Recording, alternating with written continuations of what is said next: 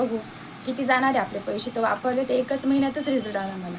तुम्हाला आणि मग खूप तुम्ही आनंद काय काय झाला. कोणते कोणते प्रोडक्ट वापरले? फिमेल चॉईस म्हणून आणि प्रोविन्स आणि हे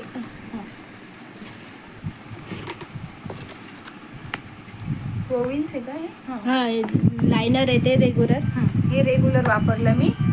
हां हे मला 22 दिवसाचं होतं तेव्हा. हां 22 दिवसाचे वापरले मी रेग्युलर. मग नंतर मला प्रॉब्लेम आला. 2-3 दिवस गेले. हां मग नंतर मला 8 दिवसात प्रॉब्लेम आला. 8 दिवस मला खूपच गेले अंगाला. आणि त्यानंतर मग मी प्रोविन्सचं वापरलं ते पॅड.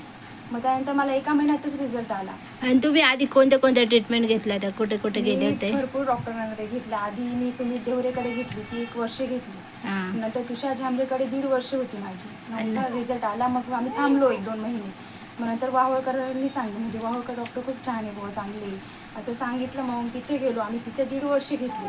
माझी लॅब्रोस्कोपी वगैरे सर्व झाली. ते बोलले की आपण परत पुन्हा चालू करू. मग आम्ही ते बंदच केलं. माझी आई पण तिथं 5 वेळा केली त्यांनी. अरे किती खर्च झाला तुमचा आतापर्यंत?